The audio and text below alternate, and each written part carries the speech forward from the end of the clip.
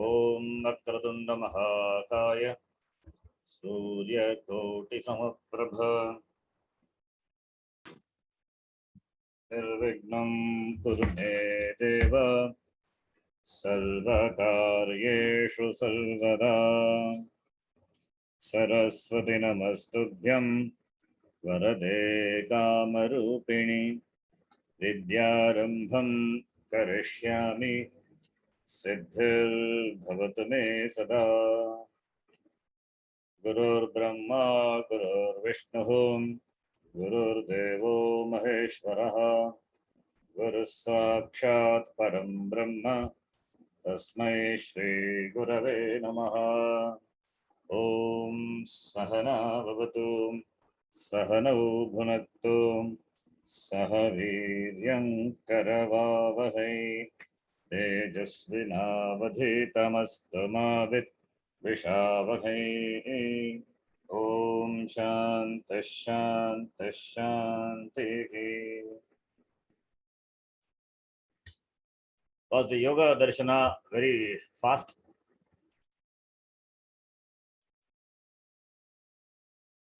No, Ji. You can understand, I can follow, right? Anyway, recording is there, listen. Yes, Ji. Little more, not much actually.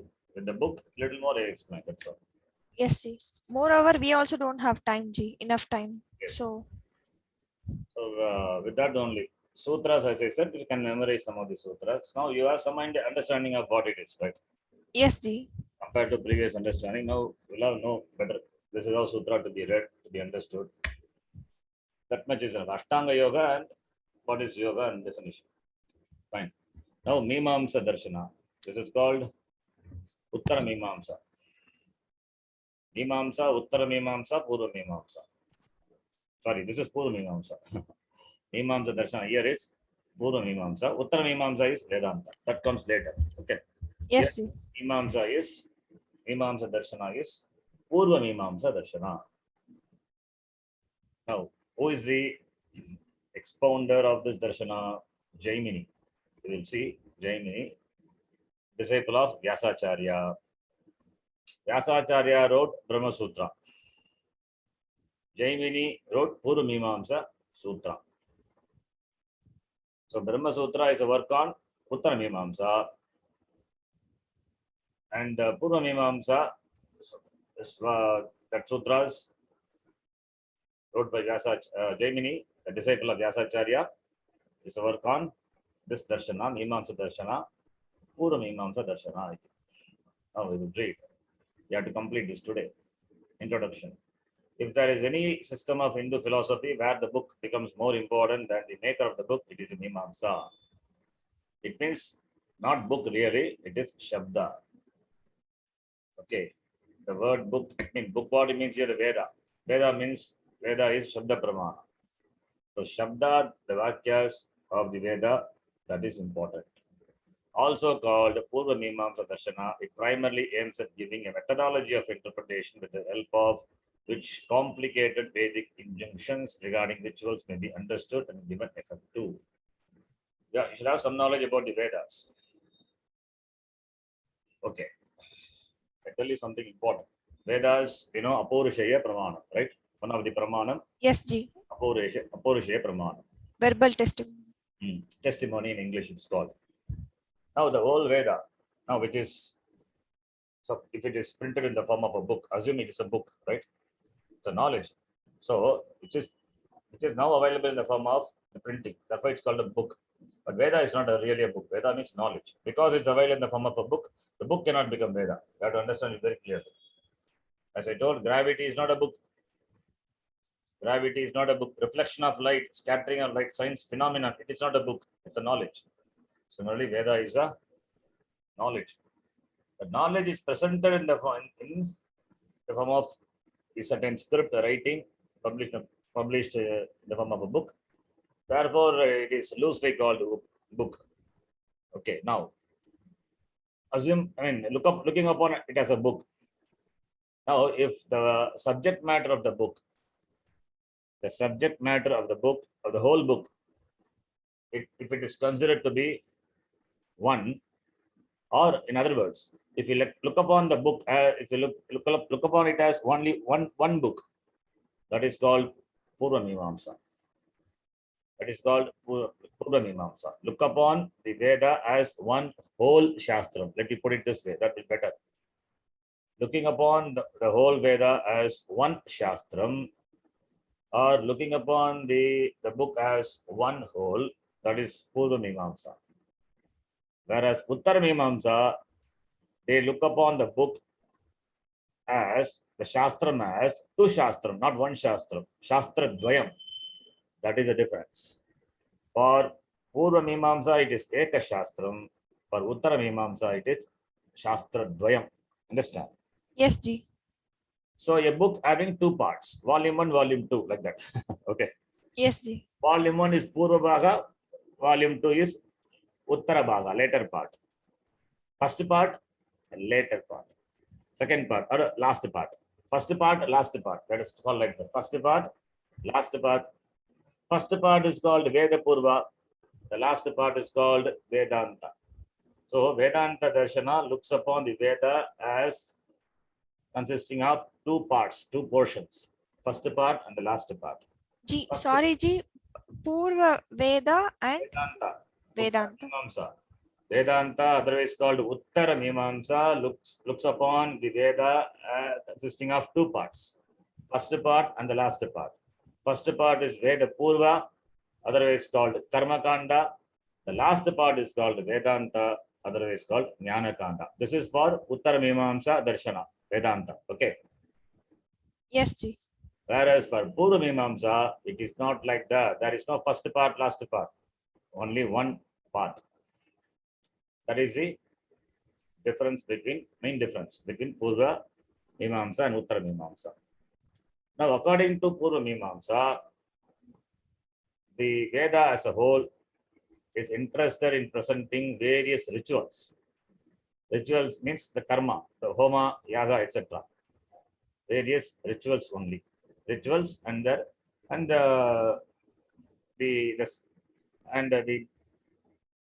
know of the rituals, how the rituals to be performed, what are the materials to be offered into the Hagudi, how the Homa Kunda, the ritual, where it is conducted, how it is to be prepared, who are all should sit in the Yajna. So like that, various the prescriptions, details are given. That is according to Purva Mimamsa. They look upon the whole Veda as one book, one Shastra. Their focus on rituals, only karma. Their focus is on only karma. According to them, the Veda talks only about karma. The Tatparya of Veda is karma only. It is according to Purva Mimamsa. Understand? Yes, Ji. Whereas according to Uttara Mimamsa, since they look upon the Shastram as two, the first part deal with karma, the second part deal with jnanam. This is according to Uttara Mimamsa. The first part deal with karma, therefore by karma you can gain dharma, artha, kama. Dharma, artha, kama. Aram, porul, inbam. Veeda you will not get it. That is moksha, Veeda peru. That is only through jnanam, that is through the Vedanta, the last part of the Veda. This is according to Uttara Mimamsa, otherwise called Vedanta. Now, with this background, we will continue. Vedic ritualism believes that there is a soul, soul means Atma, which survives the death of the body and enjoys the fruits of the rituals, karma, in where? Swargaloka. We also say Swargaloka, like Christians, like the Western religion. We also say there is a loka available where the departed will go, and the loka is called not only heaven, Naraka also is that, Pitraloka, other lokas are there. Different lokas are there. Why only heaven? Different lokas are there. In fact, there are 14 lokas, we say. 7 lokas up, 7 down. Bhugu, Bhuvaha, Suvaha, Maha, Janaha, Tapaha, Satya Loka iti. 7. And down, 7 down also is there. Atala, Vitala, Sutala, Talatala, Rasatala, Mahatala, Patala. Patala Loka, we say. Padala Bhairavi. You would have seen that movie, right? Yes, Ji. Padala, it is. So 7 up, 7 down, we say. 7 lokas up, 7 lokas down. 7 up. You remember 7 up. Then you remember this. Okay. So Yes. there are different types of lokas where, according to the karma, this Atma goes. So generally, what it is said is there are many rituals in the Veda doing which there is no karma specified, doing which what is the general result one can get is going to Swargaloka. Going to Swargaloka where this person Jiva, soul means Jiva, where Jiva will enjoy, will enjoy. Only enjoyment. Not with like the enjoyment in the Prithvi, the Bhuloka. The Bhuloka, if you enjoy for 5 minutes, you have to be in Dukkha for 50 minutes. That sort of enjoyment only we have here. But there in Swargaloka, it is not like that. You enjoy forever. Continuously enjoyment. You never grow old. You don't have to apply any facial cream, not required. You ever remain youth, young only. And no hungry, therefore no hungry and no anger also, no sweating, nothing, no sun scorching heat. So you'll enjoy. That is how this Durga is described. Not only in other religions, even in our religion also, Swarga Loka is presented like that. Where Punya Atma, Punya Jiva, they go there and write their Karma Pala. So going to Swarga Loka. So therefore, Uttara Mimamsa, they believe the Jiva goes, Jiva, with the death of the body, the Jiva doesn't die. It goes to Swarga Loka. There is a Shakti or power of potency which preserves the effects of the rituals performed. They believe there is a Shakti, power of potency. There's some power which preserves the effects. There must be some power which must be granting you the result of the rituals.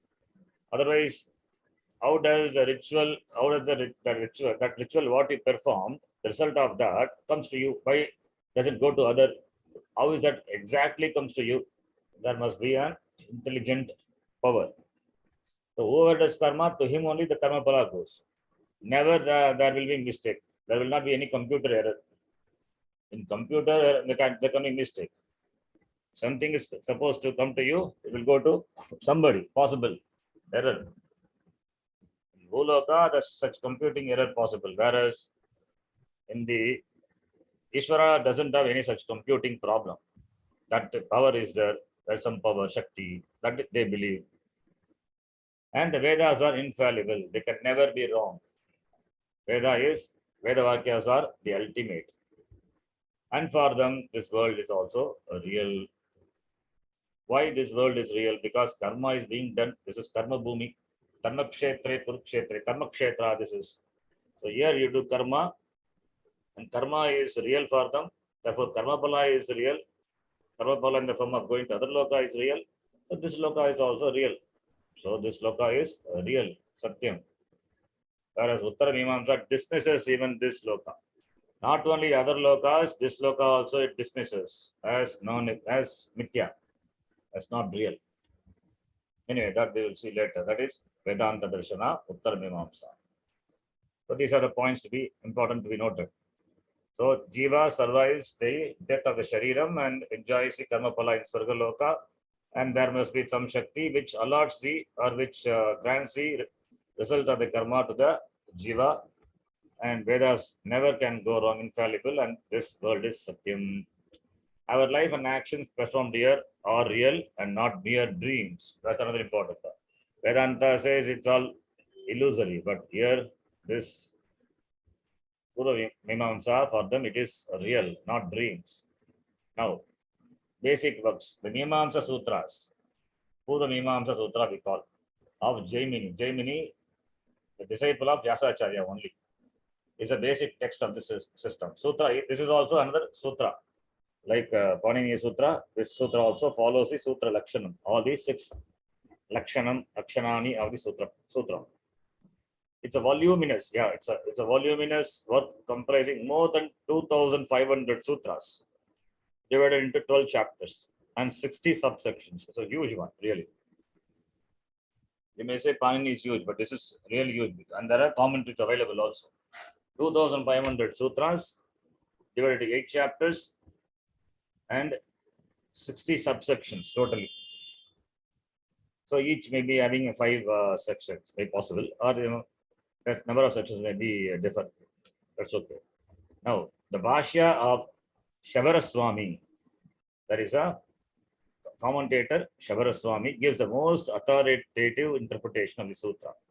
Shabaraswami Bhashyam is the Bhashya on the important work of this Darshana, which is Mimamsa Sutra by Jaimini, or that Bhashya written by Shabaraswami.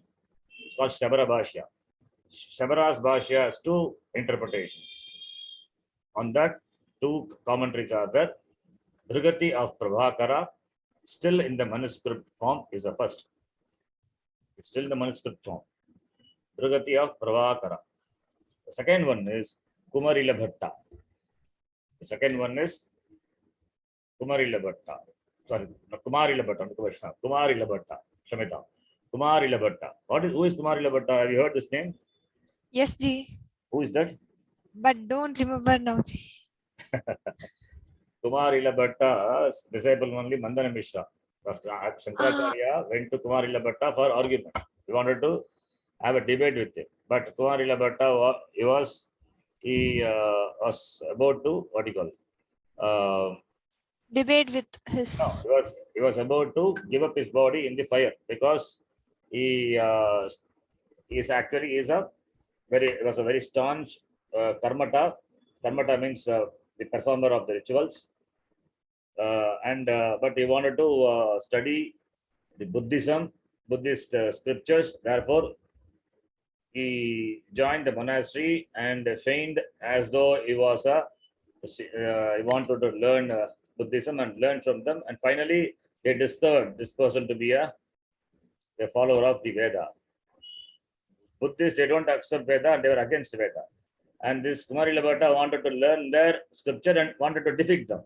Therefore, he joined the monastery and learned. Joined under the guru and learned. Finally, when they found that Kumarila Bhatta was a karmata, follower of the Veda, he has entered the monastery and learned everything. Then they threw him from the mountain. Then when Kumarila Bhatta was falling, then he told, if the Veda, what I studied is true, then the Veda protect me, he said. So when he fell, the Veda protected him. Because he said, if Veda is Satyam, because he had a doubt, therefore he lost only one eye, but he survived. Even though he was thrown from the mountain, he survived. Only he lost his one eye. Because he said, if Veda is Satyam, let the Veda protect me, he said. You should have complete Shraddha in Veda. Let Veda will protect me, if you would have said, then he would not have lost even his eye.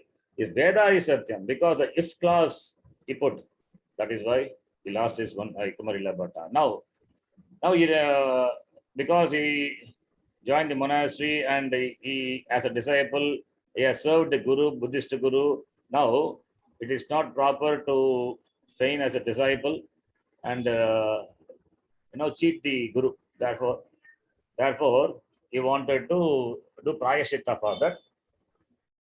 Just a minute.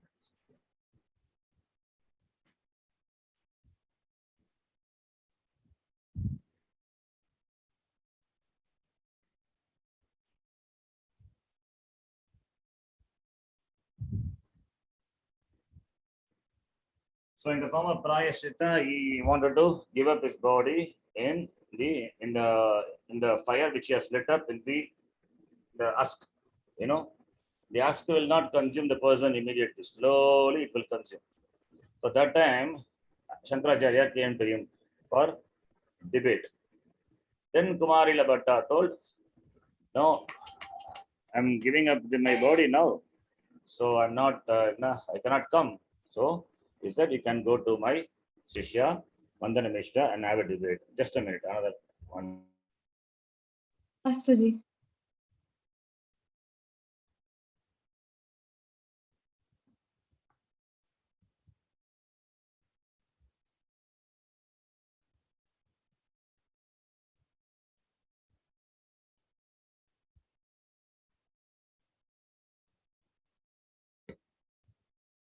Yeah, Shmita. So therefore, he directed Shankaracharya to Mandana Mishra, and later he went to Mandana Mishra. That's another story. He debated with him, and Shankaracharya finally defeated him. And Mandana Mishra took sannyasa. He was a grihastha. He took sannyasa and became Sureshwaracharya, who was the first pontiff of Sringeri Math. So Sringeri Math is that, you know. Yes, Ji. Yes. So Sureshwaracharya was the first pontiff, Pitadipati.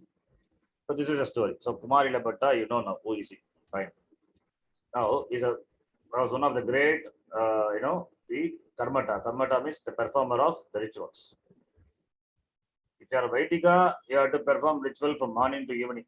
From morning you get up, ritual starts. A lot of rituals will be there the whole day in those days because they follow Veda. They follow Veda to the word. So therefore rituals will be there. And Kumarila Bhatta, he had written 3 works. He had written works on and he had written on this on Shabra Bhashya. The second is by Kumarila Bhatta in 3 parts: Shloka Vartika, Tantra Vartika, and Tuptika. So Prakarana Panchika of Shailik-Kanatha, the disciple of Prabhakara, Shalikanatha, and Shastra Deepika. Shalikanatha, yes, Shalikanatha, and Shastra Deepika of Parthasarathi, and the Nyayamala Vistara of Madhava Vidyaranya, and Artha Sangraha of Logakshi Bhaskara are some of the works of the system. So Shabra Bhasha is important, and Brigata Prabhakara anyway it is in the manuscript form. The second one is the by Kumarila Bhatta, the 3 parts are there, that one.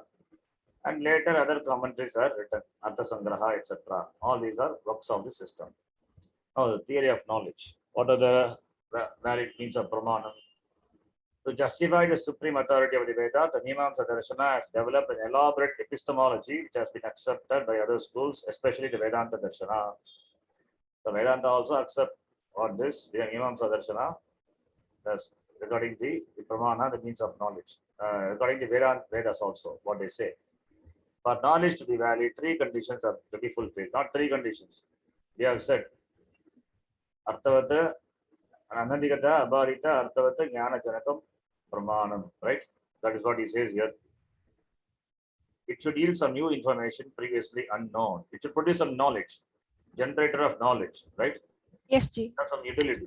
It should not be contradicted by other knowledge. Anadikata, Abhadita, it is Abhaditam, not Badita by other means of knowledge. The conditions which generate that knowledge should be free from defects. Should be Anadikata. So Anadikatatvam, Abhaditatvam, Arthavat, Jnanajanakam, Pramanam. The Mimamsa admits 2 kinds of knowledge, Pratyaksha and Paroksha. 2 kinds of knowledge, Pratyaksha and Paroksha. Pratyaksha is direct knowledge, immediate knowledge. You see and you know. You hear and you have the knowledge, right? All the Indriyas, by the knowledge gained by the Indriyas. Paroksha, what is Paroksha? Paroksha is mediate, indirect. What are that? It's of 5 kinds. Anumana, Upamana, Shabda. Shabda also called Aptavakya, the words of reliable person, Arthapatti and Anupalabdhi. So all the 6 Pramanas, they accept. These now be briefly described. Already you have seen that. Therefore, nothing to know. Yes, Ji. Elaborately. Pratyaksha, direct or immediate perception. It has 2 stages of development. As soon as the sense organ comes into contact with the sense object, there is a general awareness of it as something existing. This is called Nevikalpaka Pratyaksha. We know. Nevikalpaka Pratyaksha is direct contact of the sense organs with the sense objects. The next stage, all the details will be noted in the light of past experience. That is called Savikalpa Pratyaksha. So under Savikalpa only Anumana, etc. everything will come. Anumana gives us a knowledge of the thing indirectly when we see some linga or sign, that's for Hetu, invariably connected to the original. For example, by seeing smoke on a yonder hill, we can infer that there's a fire there, even though we don't see it directly, since it is known from previous observations experience that smoke is invariably associated with fire. Yaptihi. So that is Anumana. Upamana is another source of knowledge. On seeing a rat, one recollects that it is like the mouse he had seen earlier. He then comes to know that the remembered mouse is like the perceived rat. This type of knowledge comes through Upamana. Shabda Pramana is the next source of knowledge. Mimamsa Darshana pays the greatest attention to this since it has to justify the undisputed authority of the Vedas. The words of the reliable person are believed to be true. They are called Aptavakya. Verbal testimony, however, is of two types. One is Paurishaya, same as Aptavakya, and Apurishaya. Veda is Apurishaya. The words which come from a wise person is called Paurishaya. Both are Shabda only, but Apurishaya is there is no human intervention. There is a Pramana as separate Pramana. The second denotes the Vedas since they are not created by any human agency. The Vedas are supremely authoritative and they are the book of commandments.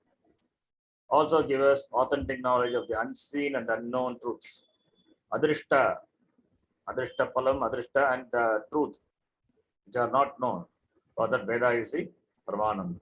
Again, the main purport and purpose lies in propagating sacrificial rites. That is karma. The main purpose is doing karma only. Karma, karma pala. So do as many karma. So you get more and more karma pala, punyam. So that you can go and encash the punyam in Swarga Loka, other lokas. And Vedas are eternal, not as a printed book, nor as a orally transmitted patras, but as eternal teachings contained in them. Vedas are eternal. It is with the Bhagavan. Bhagavan doesn't have Janma, Bhagavan doesn't have Marana. Janma Marana Ragitaha Ishvaraha. Therefore, Vedas also doesn't have Janma, doesn't have Marana. So it is eternal. It is a Nityaha Ityartha, Nityaha. These teachings are conveyed through the rishis and sages in every age. That is why the Vedas can never be destroyed. It may seem to have gone, but it will come the next Srishti. It cannot be destroyed. Since the Vedas are mainly concerned with giving commands, vidhi about the yagas or sacrificial rites and other associated rituals, only those sentences containing such commands as expressed through the verbs in Vidhiling. You know Vidhiling? Vidhiling Yes, Ji. four types of Sarvadhatuka Lakara and 6 types of Ardhatuka. They call Lakaras. Lat, Lang, Lot, Ling. Yes, Ji. Vidhiling. Lot also is there. Right? So the commands are in the form of Vidhiling. Like order, imperative. Swarga Kamo Yajeta. It means what? If you are interested in Swarga, then you do this Swarga Kamo Yajeta. May you do this sacrifice. Therefore, one who desires of attaining heaven should do this yajna. And other forms should be taken as authoritative. And others as aids to it. Therefore, this is how you have to take. The sentences in this should be taken as a command. And other sentences are all supporting or authoritative sentence to it. Such verbs have and the verb is vidhiling. That's ordering. That's why it's called commandment.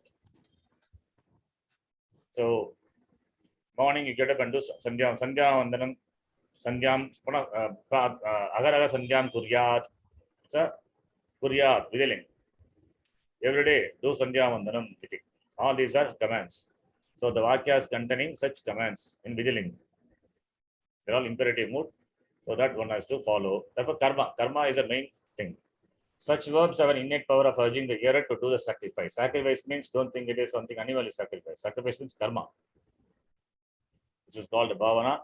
The urge contained in the Vedic urge is Shabdi Bhavana. On hearing it, the person who hears it gets the urge to perform it.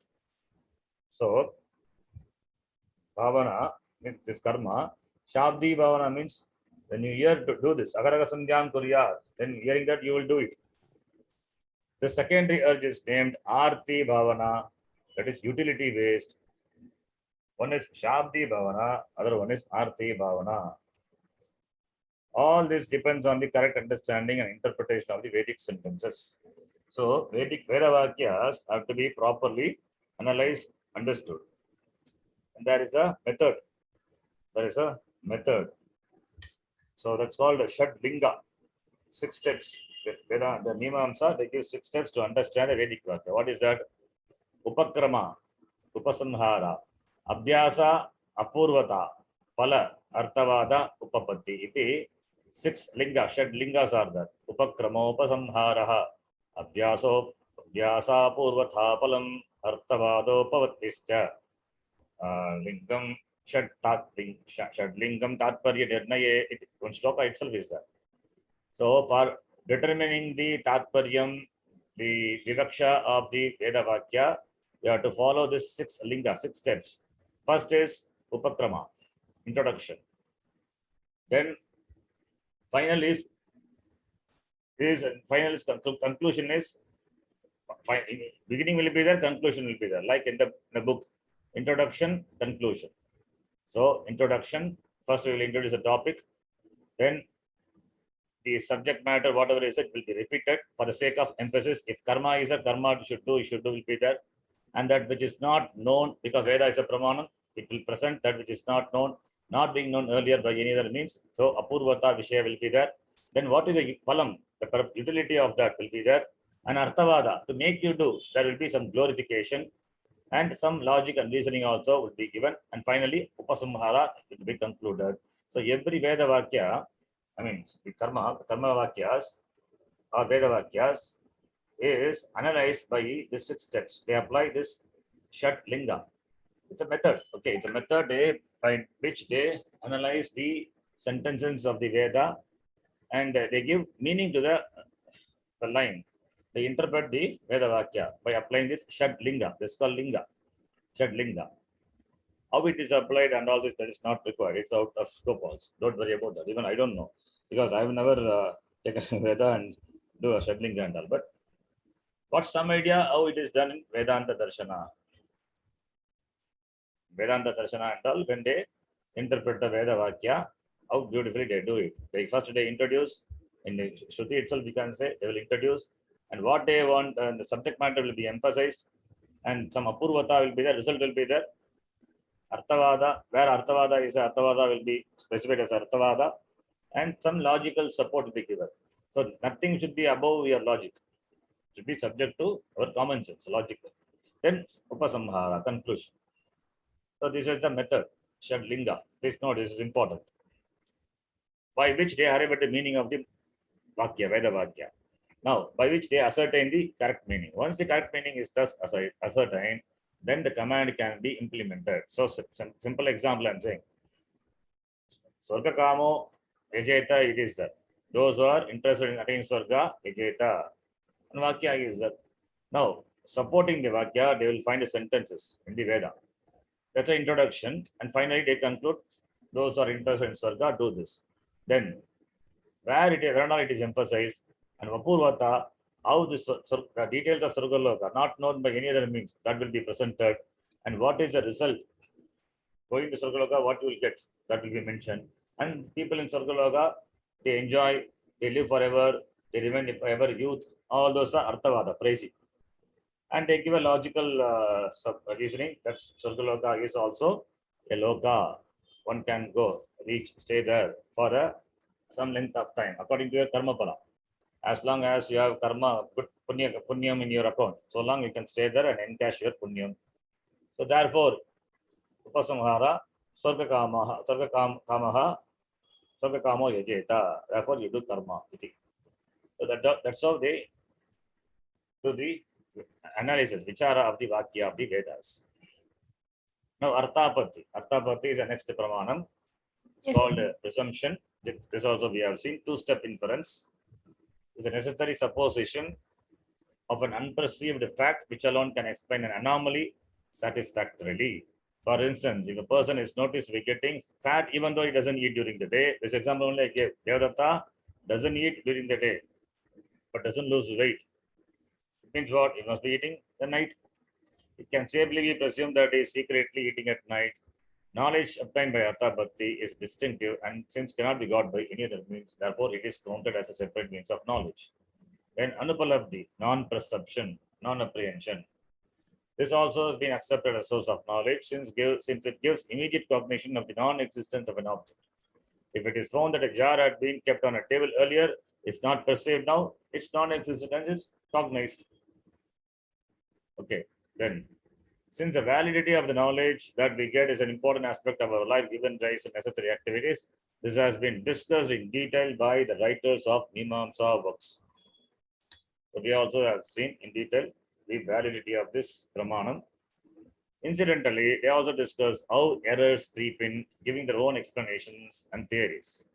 This has led to two different views.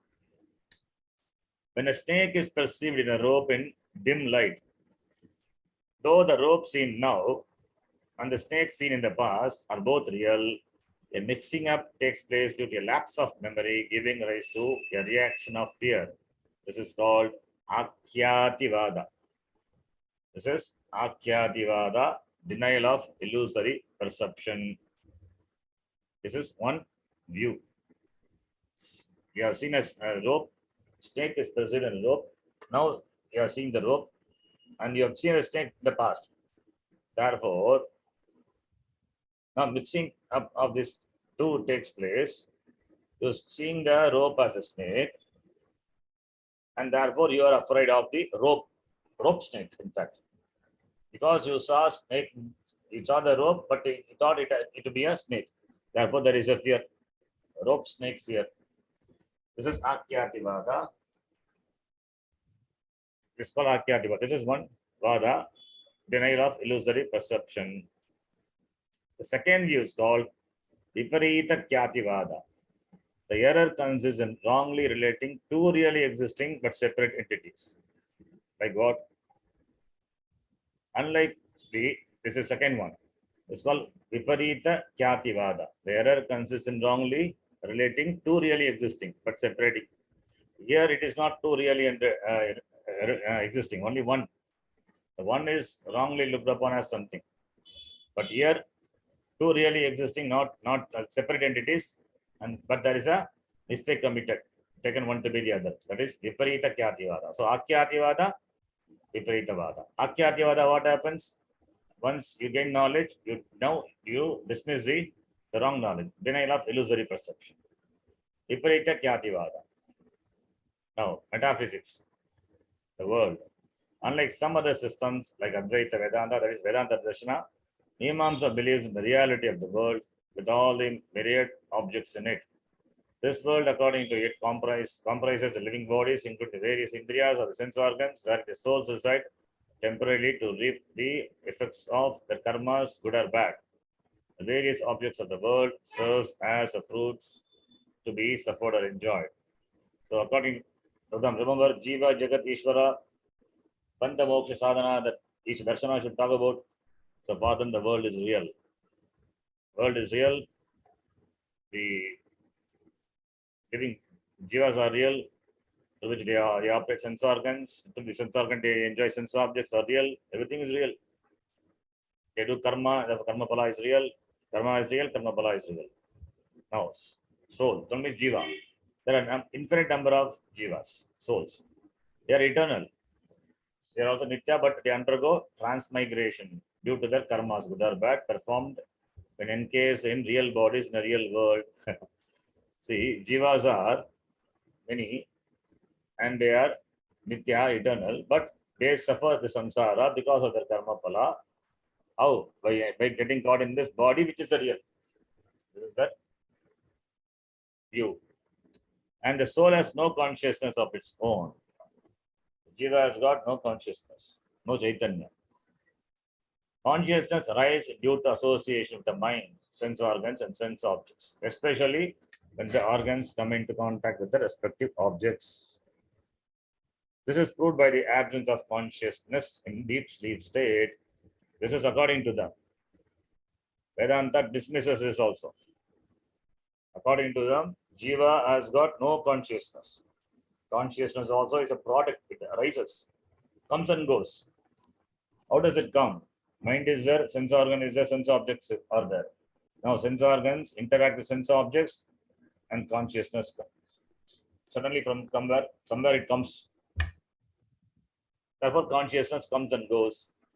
And there is no consciousness where the deep sleep state, there is no consciousness. it is absent. When you wake up, consciousness again rises. This is what they say. Vedanta Darshana says they dismiss this also. How in deep sleep state consciousness is not there, then how can you, after wake up, remember that I had a nice sleep? I did not experience anything. I slept very peacefully. How can you say that? The absence of any experience is recounted by the waking person. The Sushupti Avastha and the deep sleep state, he had a peaceful sleep, no experience, nothing. He slept happily. That happy experience he could be able to recount when he wakes up. That if he can recount, remember, then there must be person in the sleep also. That must be the person in the sleep. Unless the person was there, then how can he recall the sleep experience? When you say sleep experience means in the sleep state, there must have been some person experiencing the sleep. Therefore, consciousness, we say consciousness is there in the sleep also. Since mind is not there, mind has entered into dormant state, therefore consciousness doesn't manifest. But consciousness is there. That is what Vedanta Darshana says. Whereas this Darshana, they say consciousness not there. It just arises when mind and sense organs are there, sense objects are there. When the interaction happens, it arises. When the person goes to sleep, consciousness also goes away. Right? Something like that comes and goes. This is the concept of consciousness, Chaitanya. So Jiva doesn't have Chaitanya. This Jiva is eternal, but it is not Chaitanya. What sort of Jiva is that? Anyway, these are all the defects. Then when a person performs Vedic sacrifices like Jyotishtoma, say to get to heaven, the potential effect of it in a subtle form resides in the soul and will give its fruit after death. This potential imperceptible power or Shakti is called Apurva. Apurva. Apurva means unique, or Apurva, which is something Extraordinary. extraordinary. Apurva. Here it is in a subtle form. That's why it's called imperceptible. That's why it's called Apurva. So whatever karma it does, that will be with the Jiva only. And that will manifest later, after Marana. So that karma, the effect of the karma, the potential form will be there. That is called Apurva. Since the whole of Vedas are meant to urge human beings to perform karmas, every human being is bound to do his duty for duty's sake. So the Tatparya of the Veda, according to them, is only karma. Do karma, always action. Do karma, karma, karma. A ritual is to be done only because the Vedas command it, and none has a choice not to do it or do it in a different way. Simple. Whatever Veda says, do it. You don't have any choice. What it says, you have to do it. Such duties are classified into two groups. Nitya, that is daily obligatory duties, and Naimitika, occasional duties. Certain karmas are to be done every day. They are Nitya karma. Certain karmas are done only occasionally, like Shraddha karma, etc. Shraddha or this, all other the other karmas, like Namakaranam, the birth of the child. So all these are the other karma what they do to the pregnant woman. All these are occasional, not that every day they will do. Nitya karmas are those karma which are done every day, like Sandhya Vandan, etc. Agnihotra, those karmas are done every day. But Naimitika karma, they are done occasionally, once in a year or once in 6 months. Like Amavasya Tarpana, that is occasional. Every fortnight only they do. Those are Naimitika karma. These karmas all must be done. Why? These help in the purification of the soul through moral improvement. Moksha or liberation, the third topic. The highest good, Nishreyasa. Nishreyasa means moksha. You can note, Nishreyasa is moksha. For a person is to get moksha or liberation, the total cessation of transmigratory existence, which means samsara. In this state, the soul is permanently free from all pain and suffering, though there is no consciousness or bliss. So, Jiva becomes free, but Jiva doesn't have inherent consciousness, no consciousness. The ultimate goal of life was probably, according to the earlier conception of the Mimamsa, the attainment of unalloyed bliss in heaven. In fact, they believe in heaven, going to Surgaloka and live there. That is, for them, that is moksha, in fact. However, the available literature doesn't support it. So, So the literature now doesn't support that, but previously their concept in it is said that their conception, the idea was, the Tatparya was going to Sargaloka and enjoy karma pala. Therefore, only do karma, karma, karma. Iti.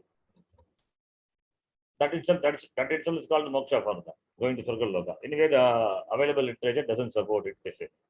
Then how to attain moksha is a question that has been answered in a rather simplistic way. Not performing kama karma or desire motivated actions will not cause rebirth. So if you do karma not prompted by desires, then you will not have punarjanma. Sins committed unwillingly can be offset by the performance of prayachitta, by expiatory rites. Prayachitta karma, what a papam you have done, that can be nullified. Performance of Nitya and Naimitika karmas will bring out Chitta Shuddhi, purification of mind, whereas non-performance will result in Pratyavaya dosha, the error of omission, proving to be an obstacle in the path of moksha. So, what are karmas which is Veda ordained, that must be done. If you don't do it, you will get Pratyavaya dosha. Dosha means defect, the error of omission. Because you omitted, that is an error, mistake for which there will be dosha, and that will become an obstacle for gaining moksha iti. Prarabdha karma, karma that has caused this birth is exhausted by experience in this life. So when the body falls, there is no residual factor that can bring the soul back to this world again. Consequently, liberation is attained automatically. So prarabdha karma, you have to exhaust only by experience. So when no prarabdha karma is there, no karma is left out, then you will not come back to the world. Therefore, your moksha. But it is not like that. Prarabdha karma can never exhaust. How many ever janmas you take? Because when in this janma you have done karma. So that karma will fructify. Next janma again you will do karma. So that karma will fructify in other janma. So it is a on and on process. How can prarabdha karma gets exhausted? We want to get finish of all the prarabdha karma by experience. You will never have moksha at all. But this is their view. I'm saying the view of Vedanta Darshana. Vedanta Darshana doesn't say like that. The room is dark for millions of years. How much time it will take to light up the room? Just a strike of a matchstick is enough. It will illumine the dark room, right? Yes, Ji. Similarly, how much our karma is there? When you bring in jnanam, all the karma will run away. All the will be burned. You become mukta by jnanam. That is according to Vedanta Darshana. Anyway, for this Mimamsa Darshana, they say prarabdha karma, when it is completely exhausted, nothing is left out, then automatically the jiva will get moksha iti. Then Ishvara, that we will see tomorrow. Okay. Yes, Ji. So how much is there? Ishvara? Oh, it's going to be over. Complete. Only one Ishvara and got one page. And epilogue. Epilogue means finish. Oh, only two paragraphs, right? Let me do Yes, this. Ji. Complete. Just Okay, Ji. another 2 minutes is there. You said 4:30. Now Yes. 4:58. Okay. Ishvara or God. Another question that is discussed and discarded by the Mimamsa system is whether Ishvara or God exists or not. Since all the materials that make up the physical world are eternally existing, since the adrishtas or the karmas or the soul impulse these materials in the process of creation, there is no need to accept any God as an agent or the author of creation. Simple. For them, Ishvara is not required. So therefore, they don't accept Ishvara. An epilogue, conclusion. It is rather strange that a system that champions the supremacy of the Vedas goes to the extent of enthroning the book as God and dethrone and abandon its maker. Let alone God, even the various deities like Indra, Varuna, Mitra, who are invoked with sacrificial rites to perceive the offerings, are treated more like the imaginary characters of a fictitious drama. It may not be wrong to declare that by overemphasizing the means to the detriment of the end, the Mimamsa dug its own grave as a living system of philosophy. However, an earnest study of theory of knowledge, also its methods of interpreting the Vedic sentences, will be of great help in understanding the Vedantic systems better. So they don't accept God, but they do all sorts of rituals. That's something very peculiar. So that is a drawback of this system. So in Vedanta, it's in Vedanta Darshan, for them, all this knowledge is very important for Vedanta. So Vedanta, how Vedanta takes in input from all the system and how it has developed itself. That is beautiful. Therefore, it is complete by itself. So this system, this is how the system is, and it has its own defects. And there are people who advocate the system. They debate very strongly, vehemently, and sometimes they conquer also. They conquer the Vedantins also, the debate. So that much strong. Don't think it is all how it is silly. You cannot just, this is very, very strong. There is always argument between Karmata and Vedantins. Purva Mimamsa, Uttara Mimamsa, always argument will be there. There are many polemic literatures available. Okay. So with this, Mimamsa is also done. Mimamsa, they believe in karma and therefore karma pala. The karma is an important thing. Their focus, the emphasis is on karma. Now, what about Vedanta? The emphasis is on knowledge, jnanam. That alone give moksha. What is moksha is very clearly defined. What is Jagat? What is Jiva? What is Ishvara? What is Bandha? And what is sadhana for moksha? Everything is very beautifully presented in Vedanta Darshana. Last Darshana we will see tomorrow. Om Purnamadah Purnamidam Purnat Purnamudachyate Purnasya Purnamadaya Purnamevavashishyate Om Shanti Shanti Shanti Harihi Om Shri Gurubhyo Namaha Harihi Om. Dhanyavadah. धन्यवाद